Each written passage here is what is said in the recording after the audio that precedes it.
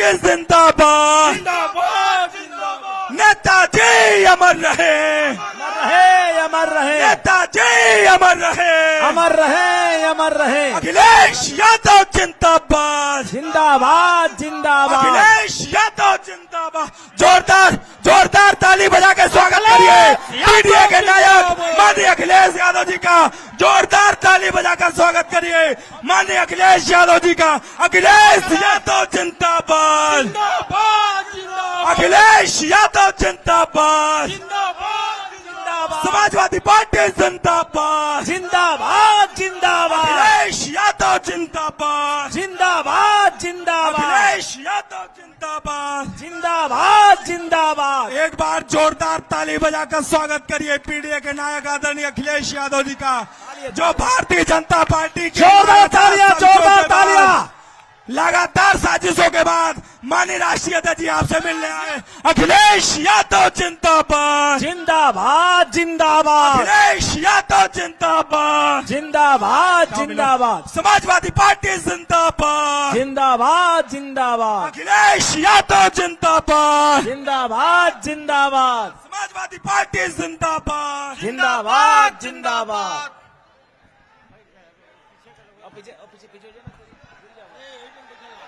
जिनका हमें काफी समय से इंतजार था, हम लोग के मबूद में था, पीडीए के नायक पूर्व मुख्यमंत्री समाजवादी पार्टी के राष्ट्रीय अध्यक्ष आदरणीय अखिलेश यादव जी का आगमन हो चुका है।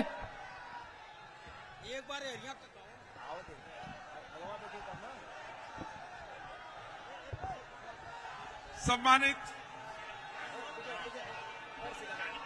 एकदम हम मझवा के सभी साथियों की तरफ से मंच पर बैठे हुए सभी नेताओं की तरफ से और मिर्जापुर के सभी पदाधिकारियों की तरफ से चुनाव में लगे हुए वाराणसी जनपद, चंदौली जनपद और सोनभद्र से आए हुए सभी साथियों का, सभी जिलाध्यक्षों का, मिर्जापुर के सभी जिलाध्यक्ष सहित सभी पदाधिकारियों का, उनकी तरफ से मैं राष्ट्रीय अध्यक्ष जी का हार्दिक स्वागत और अभिनंदन करता हूं। और राष्ट्रीय अध्यक्ष जी को ये बताना चाहता हूं कि माननीय अध्यक्ष जी, ये जो गमछा हम समाजवादियों को दिए हुए हैं, ये मात्र गमछा नहीं है, ये जरूरत पड़ने पर ये पगड़ी बांधी जाएगी। और भारतीय जनता पार्टी जब वो लाठी चलाएगी तो ये हमारे साथी पगड़ी पर लाठी रोकने का काम करेंगे। इसलिए हम सब आपको आश्वासन देते हैं कि मझवा की जीत आपकी जीत है। आपको जितनी गालियां भारतीय जनता पार्टी वाले देंगे, हम सब उसका जवाब मतपेटी भर के देंगे। और इन्हीं शब्दों के साथ, चूंकि समय नहीं है, इसलिए मैं सम्मानित प्रत्याशी को, मैं ज्योति बिंद को आमंत्रित करना चाहता हूं कि आकर के माननीय राष्ट्रीय अध्यक्ष जी का स्वागत करें। माननीय ज्योति बिंद जी।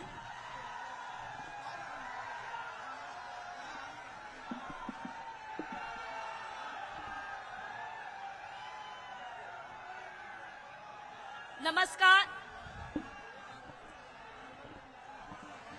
नमस्कार मेरे प्यारे भाइयों, बहनों और बुजुर्गों। आज का दिन हमारे लिए ऐतिहासिक है, क्योंकि हमारे नेता समाजवादी पार्टी के राष्ट्रीय अध्यक्ष माननीय श्री अखिलेश यादव जी और अन्य वरिष्ठ नेता हमारे साथ हैं। उनका यहाँ आना हमारे लिए सम्मान की बात है और यह हमारे संघर्षों को और ऊर्जा देता है।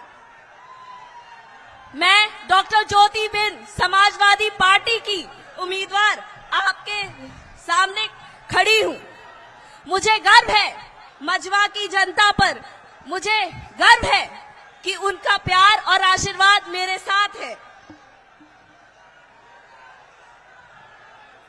हमें जाति, धर्म और क्षेत्र के अलावा ऊपर उठकर एकजुट होकर काम करना होगा, एकता की राह पर चलना होगा। यह चुनाव मेरा चुनाव नहीं है, ये मझवा के विकास का चुनाव है। आइए एक नया, मजबूत और विकसित मझवा बनाते हैं। समाजवादी पार्टी के साथ मिलकर मझवा को नई ऊंचाइयों पर ले जाते हैं। धन्यवाद। जय भीम, जय समाजवाद।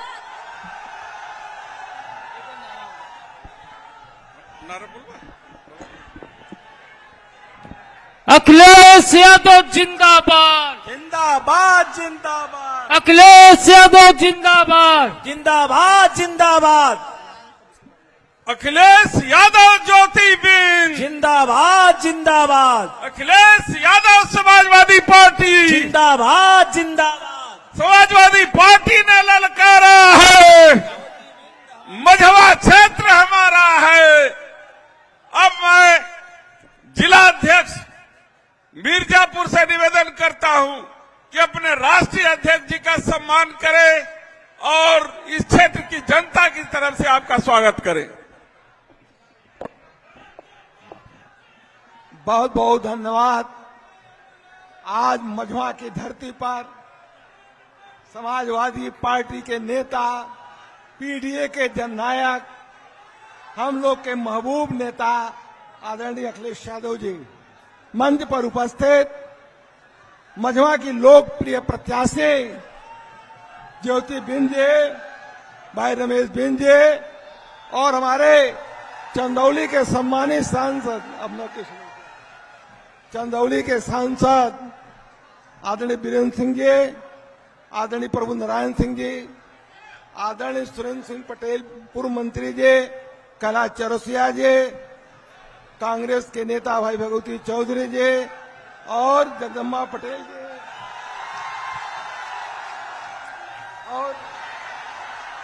और उपस्थित यहाँ सभी सम्मानित हमारे नेतागण, सर्वप्रथम मैं आप लोगों को हृदय से धन्यवाद देता हूं कि राष्ट्रीय अध्यक्ष जी को रोकने के बाद लोगों ने और आप लोग इतने दृढ़ निश्चितता के साथ यहाँ रुके रहे कि हमारे नेता आएंगे, सुन के तभी हम लोग जाएंगे। इसके लिए मैं आप लोगों के हृदय से धन्यवाद देता हूं। अपने महबूब नेता के लिए एक लाइन कहूंगा कि दुनिया के ईद से मुझे क्या वास्ता यारो, दुनिया के ईद से मुझे क्या वास्ता यारो, हमारे चांद दिख जाए, हमारी ईद हो जाए, हमारी चांद दिखाया ईद हो जाए। बहुत बहुत धन्यवाद। जय हिंद।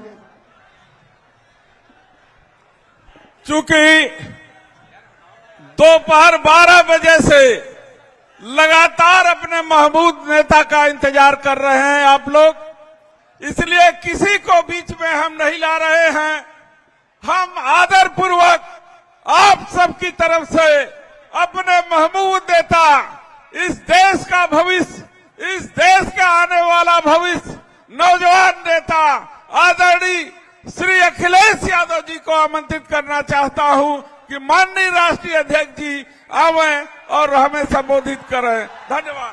अखिलेश यादव जिंदाबाद, अखिलेश यादव जिंदाबाद, जिंदाबाद जिंदाबाद अखिलेश यादव जिंदाबाद, जिंदाबाद जिंदाबाद, समाजवादी पार्टी जिंदाबाद, अरे अखिलेश यादव जिंदाबाद, अखिलेश यादव जिंदाबाद, अखिलेश यादव जिंदाबाद, जिंदाबाद जिंदाबाद पीडीए का नेता जिंदाबाद, जिंदाबाद जिंदाबाद अखिलेश का नेता जिंदाबाद, जिंदाबाद जिंदाबाद अखिलेश यादव जिंदाबाद, जिंदाबाद जिंदाबाद अखिलेश यादव जिंदाबाद, जिंदाबाद जिंदाबाद अखिलेश यादव जिंदाबाद, अखिलेश यादव जिंदाबाद। सबसे पहले सांसद प्रकोष्ठ,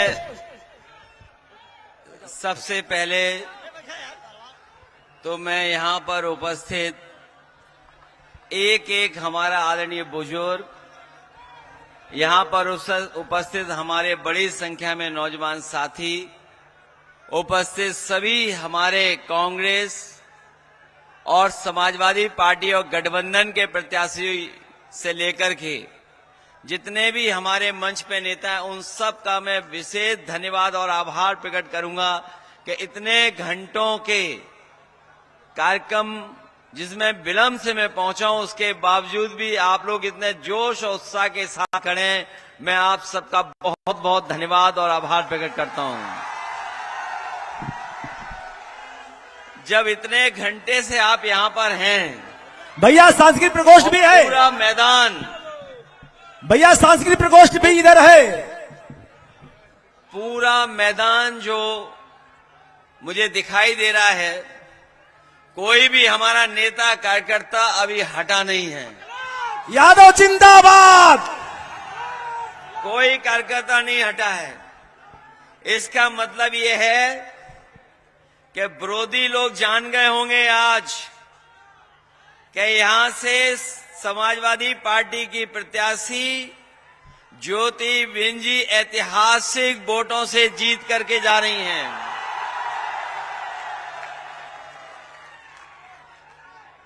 और केवल आपको अब मतदान करना है, वो भी पूरी सावधानी के साथ। मतदान के समय पर पूरी सावधानी। बस अब डॉक्टर ज्योति बिंद जी को सर्टिफिकेट लेना है। और ये बात मैं इसलिए भी कह रहा हूं, कि सरकार के मुख्यमंत्री जी को इतनी बार नहीं आना पड़ता अगर उन्होंने पिछले 7 साल में कुछ काम किया होता तो।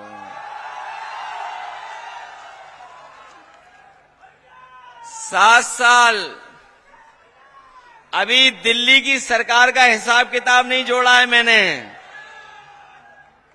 उत्तर प्रदेश की सरकार और दिल्ली वालों की सरकार, बताओ कितने सालों से चल रही है, और उसके बावजूद भी पूरी सरकार लगी हुई है यहां पर। न केवल सरकार लगी हुई है, जब उन्हें पता लग गया कि जनता उनका साथ नहीं दे रही है, तो उन्होंने अधिकारियों को आगे कर दिया, कर्मचारियों को आगे कर दिया। लेकिन अधिकारी और कर्मचारी मनी मन ये जानते भी हैं कि अब भारतीय जनता पार्टी बचने वाली नहीं है यहां पर। और तब वैसे तो कुछ चीजें बहुत लोकप्रिय हो जाती हैं, कभी कभी कारण नहीं पता लगता है कि क्यों लोकप्रिय हो रही हैं चीजें। लेकिन इधर आपकी विधानसभा की कुछ चीजें, कुछ घटना बड़ी लोकप्रिय हो गईं। मुझे पता नहीं था कि यहां मटन युद्ध भी हुआ है। वैसे तरह तरह के युद्ध हम लोगों ने देखे हैं, ये इतिहास में दर्ज हो गया मटन युद्ध। ये जो मटन युद्ध हुआ है, ये जो खींचातानी मची है, ये तो आपको देखने को मिल गई। वरना दिल्ली और लखनऊ के इंजन पहले से ही टकरा रहे थे, टक्कर मार रहे थे एक दूसरे को। न केवल सरकार के इंजन टकरा रहे थे, बल्कि इनके नारे भी अब टकरा रहे हैं। नारों में भी एक दूसरे लोग टकरा रहे हैं। और जो हमारे मुख्यमंत्री जी हैं, वो समाजवादियों से डरे हुए हैं। और डरे न होते तो कभी एक संत की कोई ऐसी भाषा होती है। हमारे यहां और आपके यहां सब जगह परंपरा ये है कि जो ज्ञानी होता है, जो जानकार होता है, वो कम बोलता है और मौन रहता है। इसीलिए हमारे आपके यहां मौनी बाबा, मौनी परंपरा है। लेकिन हमारे मुख्यमंत्री जी को तो कुछ उल्टा पुल्टा ही समझ में आता है। क्या नारा दे रहे थे वो? बटेंगे तो कटेंगे, लेकिन पीडीए के लोगों ने कह दिया हम लोग जोड़ेंगे और जीतेंगे भी। ये जो एनडीए वाले लोग हैं, ये एनडीए वाले लोग नकारात्मक हैं, ये निगेटिव लोग हैं, और इनकी जो एनडीए की शुरुआत होती वो नकारात्मक शुरुआत है। एन मतलब नकारात्मक, और ये नकारात्मक केवल हमारे आपके लिए नहीं है, ये नकारात्मक लोग हैं हमारे दलित भाइयों के लिए, ये नकारात्मक लोग हैं हमारे पिछड़ों के लिए, ये नकारात्मक हैं आदिवासियों के लिए, ये नकारात्मक हैं हमारे अल्पसंख्यक भाइयों के लिए, और इनकी नकारात्मक सोच है हमारी आधी आबादी के लिए भी। ये एनडीए के लोग और खासकर भारतीय जनता पार्टी के लोग नकारात्मक लोग हैं। और सोचिए क्या फुल फॉर्म निकाला हमारे मुख्यमंत्री जी ने। पीडीए का फुल फॉर्म कुछ निकाला था किसी सभा में, मुझे ये समझ में नहीं आया कि एच कहां से आ गया, पावर हाउस कहां से बन गया पीडीए। और सोचिए पीडीए से इतने डरे हुए हैं कि इन्हें डीएपी की बोरी भी पीडीए नजर आ रही है। जो डीएपी है,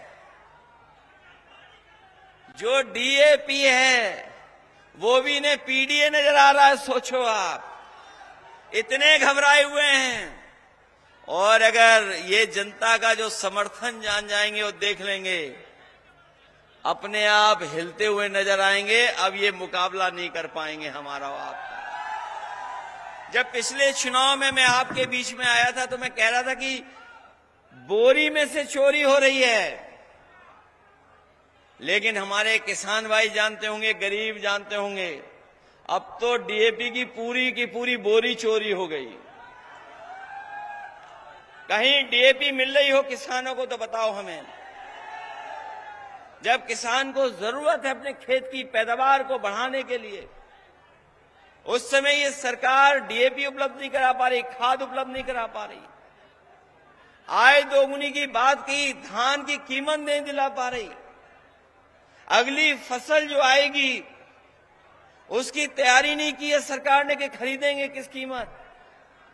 और क्या कहते हैं कि हम $1 ट्रिलियन इकोनॉमी बनाएंगे।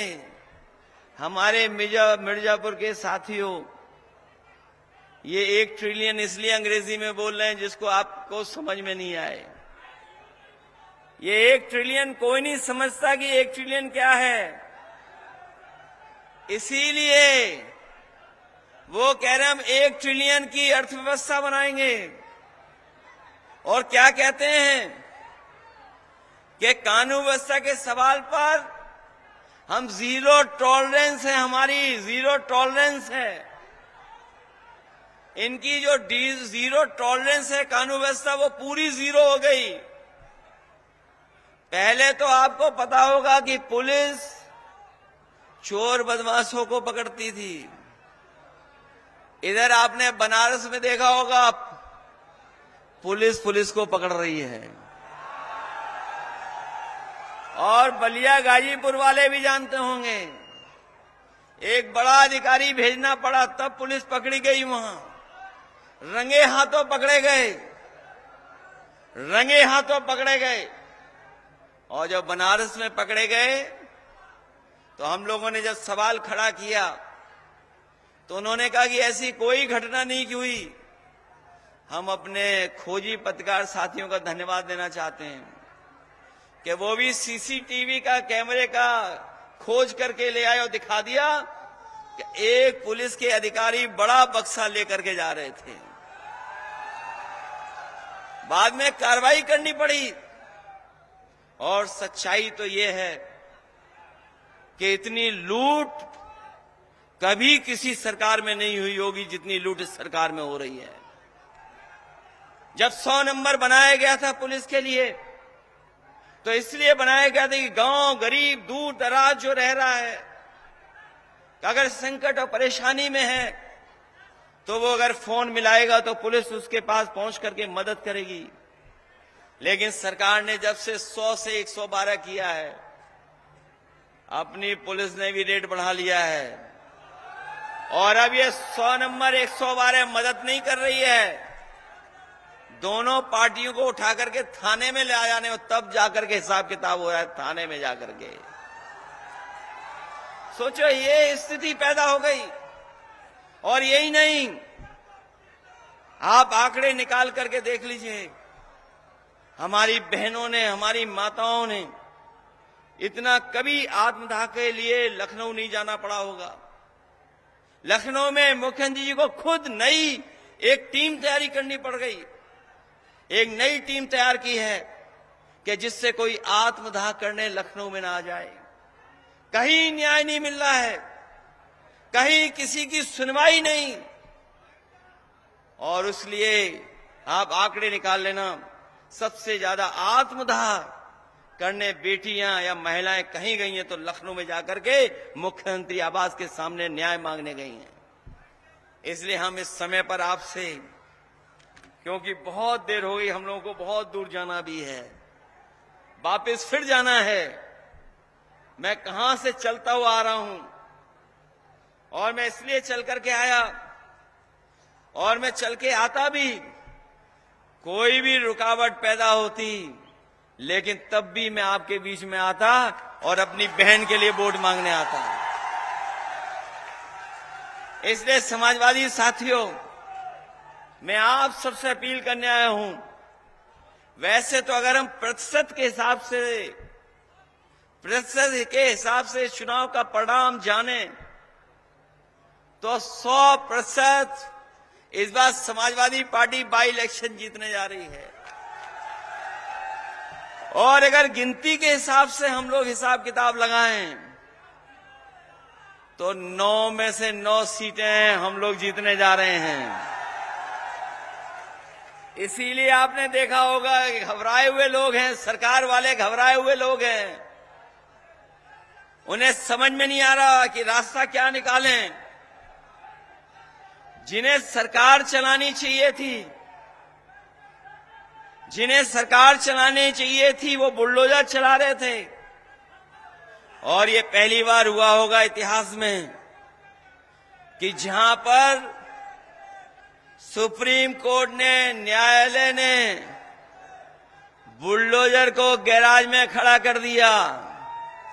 न केवल बुलडोजर को गैराज में खड़ा कर दिया, बल्कि सरकार पे जुर्माना भी लगा दिया कि जुर्माना देगी सरकार। और जुर्माने के साथ साथ सुप्रीम कोर्ट ने यह भी कह दिया कि जो ऐसे अधिकारी हैं जिन्होंने नियमों का पालन नहीं किया है, उनके खिलाफ भी कड़ी से कड़ी कार्रवाई होगी। तो सोचिए बुलडोजर गैराज में खड़ा हो गया कि नहीं हो गया। और याद रखना, इस रिजल्ट के बाद और महाराष्ट्र के परिणाम के बाद जो लोग समाज में अंदर ही अंदर बारूद की सुरंग खोद रहे थे, उन्हें यही नहीं पता है कि अंदर ही अंदर उन्हीं के लोग सुरंग खोद करके कुर्सी छीनना चाहते हैं। जो लोग समाज में सुरंग खोद रहे हैं, उनकी भी कुर्सी जानी, उसके लिए भी सुरंग खुद गई है। इसीलिए घबराए हुए हैं, सब कुछ लगा दिया है कि चुनाव जीत लें। जब जनता साथ नहीं दे रही है तो अधिकारी लगा दिए, सुनने में आया है। हम तो उन अधिकारियों से कहेंगे, क्या रखा है आईपीएस और आईएएस में? अरे छोड़ो कुर्सी, हम भी इंजीनियर हो जाते। हम भी इंजीनियर नहीं बने, हमने भी कुर्ता पजामा पहन लिया और लाल टोपी लगा ली। हम आपसे भी कहेंगे, बड़ा शौक है वोट डालने का, वोट डलवाने का, रोकने का, तो कुर्ता पजामा सिलवा लो। उधर थोड़ा दिक्कत होगी टोपी पहनने में, हमारे संग लाल टोपी लगा लो। ये अभी जो खुशामद आप कर रहे हो, उस खुशामद से कुछ मिलने वाला नहीं है, क्योंकि वो सरकार गिरने वाली है, चलने वाली सरकार नहीं है। बीजेपी ढलान पे है और पीडीए चढ़ान पर है। ये पीडीए वाले प्रोग्रेसिव सोच के हैं, पॉजिटिव सोच के हैं। हम लोग पुल बनाते हैं, लोगों को जोड़ते हैं। ये भारतीय जनता पार्टी के लोग लोगों में दूरियां बनाते हैं, लोगों को दूर करते हैं। इसलिए इनके चलने वाली नहीं है इस बार। ये उपचुनाव भाजपा वाले हारने वाले हैं, ऐतिहासिक वोटों से हारेंगे। इसलिए मन बनाइए आप लोग। मन बनाया हुआ है, पक्का कि नहीं बनाया मन आपने? और सावधान रहकर के मतदान करोगे कि नहीं करोगे? अगर आपको एक बार रोकें तो दोबारा वोट डालने आओगे कि नहीं आओगे आप? और दोबारा रोकें आपको तो तीसरी बार डालने आओगे नहीं आओगे? हम भी आपके बीच में रात में आए और आप भी इंतजार करते रहे। बताओ इतना इंतजार करोगे वोट डालने के लिए कि निकालोगे? और इन्होंने तो नोटबंदी में हमें आपको लाइन में लगवाया, डीएपी के लिए लाइन में लगवा रहे हैं। बताओ वोट डालने के लिए लाइन में लगोगे कि नहीं लगोगे? अब चुनाव में कुछ समय तो बचा नहीं है। उपचुनाव में कितना दिन है बताओ? अब तो कुछ भी नहीं बचा है। 20 तारीख को मतदान होना है और याद कीजिए 13 तारीख को मतदान होना था। ये 13 तारीख का मतदान इन्होंने 20 तारीख का कर दिया। ये चुनाव टाला इन्होंने, और ये चुनाव इसलिए टाला इन्होंने क्योंकि त्योहार के समय पर बहुत सारे लोग छुट्टी लेकर के आए थे, अपना त्योहार मनाने आए थे। इस त्योहार में खुशियां नहीं मनाई गई क्योंकि महंगाई इतनी थी, इतनी परेशानी में त्योहार मनाया लोगों ने। महंगाई को लेकर के बहुत परेशानी थी। जो दूर दराज नौकरी रोजगार कर रहे थे दूसरे प्रदेशों में, देश के दूसरे हिस्सों में, वो इस बार उत्तर प्रदेश आए थे त्योहार के समय पर। कई लोगों ने अपनी छुट्टियां बढ़वा ली कि 13 तारीख को वोट डाल करके जाएंगे, और जो छुट्टी बढ़ाने की भनक उन्हें पड़ गई भारतीय जनता पार्टी के लोगों को कि ये 13 तारीख को वोट डालेंगे और हरा देंगे बीजेपी को। तो इन्होंने चुनाव की तारीख बदल दी और 20 तारीख कर दी। जो चुनाव टालेंगे वो हारेंगे। बताओ पहलवान मैदान से वही भागता है जो कमजोर होता है। यहां तो पहलवान होंगे कुछ, हमें दिखाई दिए थे अभी पहलवान। कौन मैदान छोड़ता है बताओ?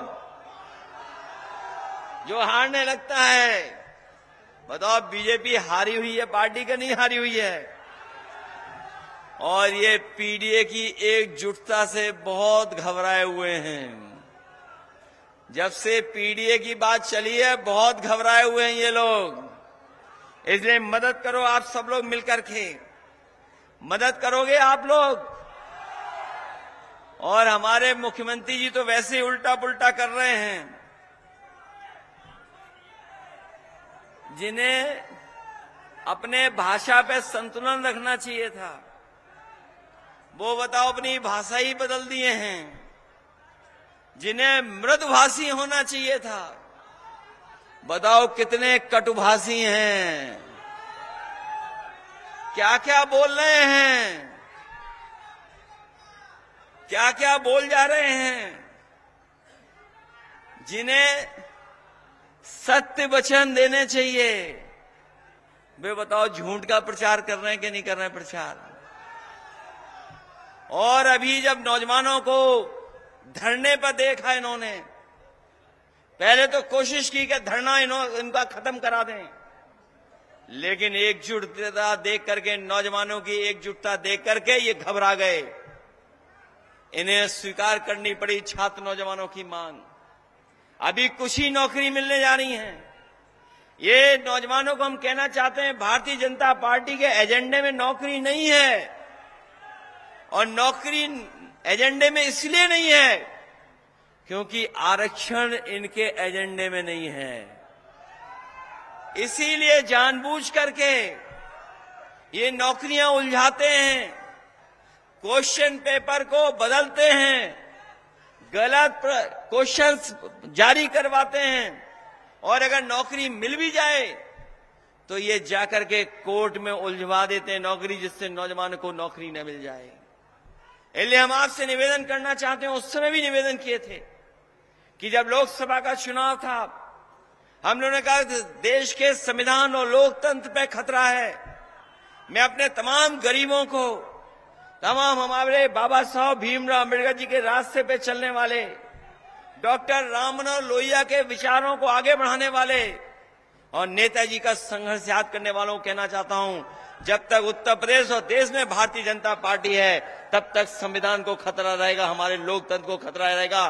संविधान और लोकतंत्र तभी बचेगा जब उत्तर प्रदेश और देश की सरकार से भारतीय जनता पार्टी का सफाया होगा। क्या आप नहीं देख रहे जो हमें और आपको बाबा साहब भीमराव अम्बेडकर जी ने अधिकार दिया, एक वोट डालने का अधिकार जो मिला है? बताओ, भारतीय जनता पार्टी तरीके नहीं अपना रही कि रोक लें हम इनका वोट, क्या वोट डालने ना जा पाए? तरीका अपना रहे कि कैसे इनको रोक लें, दबाव बना लें। हमारे प्रधान भाई भी लोग होंगे, उन पे भी बहुत दबाव बनाया जा रहा होगा। कोटेदार भाई लोग होंगे, उन पे भी बहुत दबाव बनाया जा रहा होगा। बीएलओ पहले ही हटा दिए, अधिकारी पहले ही साफ कर दिए, लेकिन जनता पूरी तरीके से ईमानदारी से तैयार है इस बार भारतीय जनता पार्टी का हिसाब किताब और उनको सफाया करने का। क्योंकि जो लोकसभा का चुनाव जीता हुआ हम तिगड़म की वजह से, दबाव की वजह से नहीं जीत पाए। याद होगा, लोकसभा चुनाव भी हम लोग जीत गए थे, लेकिन हम लोग सर्टिफिकेट नहीं दिला पाए। बताओ, इस चुनाव में हिसाब किताब पूरा करोगे आप क्या नहीं करोगे? ये जो हमारी बहन लड़ रही, इनका मनोबल बढ़ाओगे आप लोग? अब तो मैं भरोसा करके जाऊं कि इस विधानसभा के लोग डरेंगे नहीं, न घबराएंगे। बताओ मुख्यमंत्री जी, हमें कहते हैं कि हम माफिया हैं, हमें कहते हैं अपराधी हैं। मुझे लगता है कि वो जब सुबह निकलते होंगे तब आईना नहीं देखते होंगे।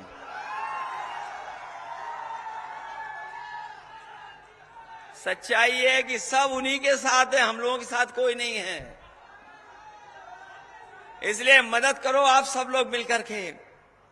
जब आपने इतने देर इंतजार कर करके इस कार्यक्रम को सफल बनाया है, हमें पूरा भरोसा हो गया है कि ये नौजवान भूखे प्यासे रह करके भी वोट डालने का काम करेंगे। इसलिए डालिए, मदद करिए, और ये लोग भी सहयोग करेंगे जैसे अभी सहयोग कर रहे हैं इतनी रात में आपका सब। ये लोग भी सहयोग करेंगे, घबराने की जरूरत नहीं है।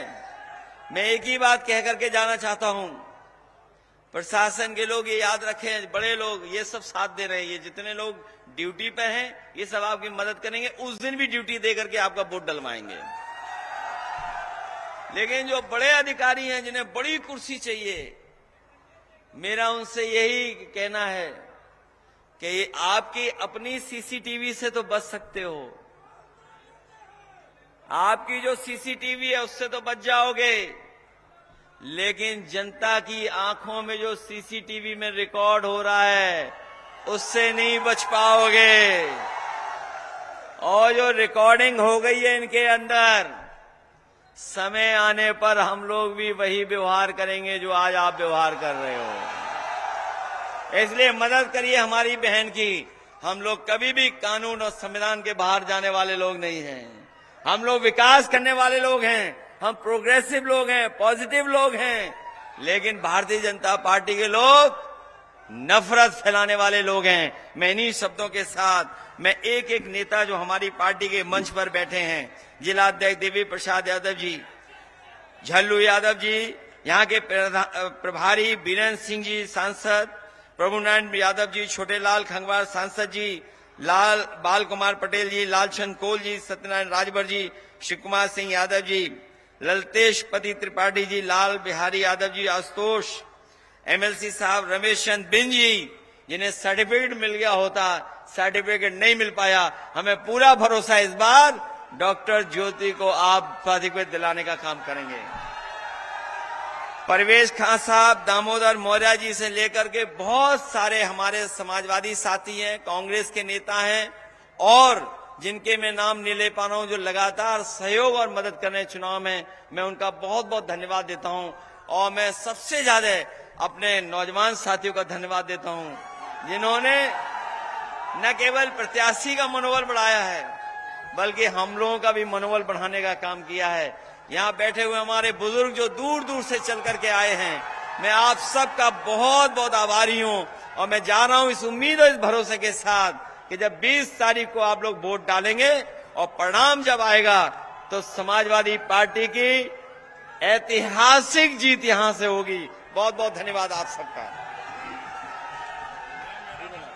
अरे रोहित शुक्ला जी का भी नाम ले लीजिए, मुन्ना का भी नाम भूल गया मैं, इंदु कुमारी जी का भी मैं नाम लेना भूल गया। हाँ, याद है, अम्बेडकर बहनी की हैं। इधर आ जाओ, इधर आइए, हम लोग मेहनत कर रहे हैं पूरा। अरे करिए, आइए।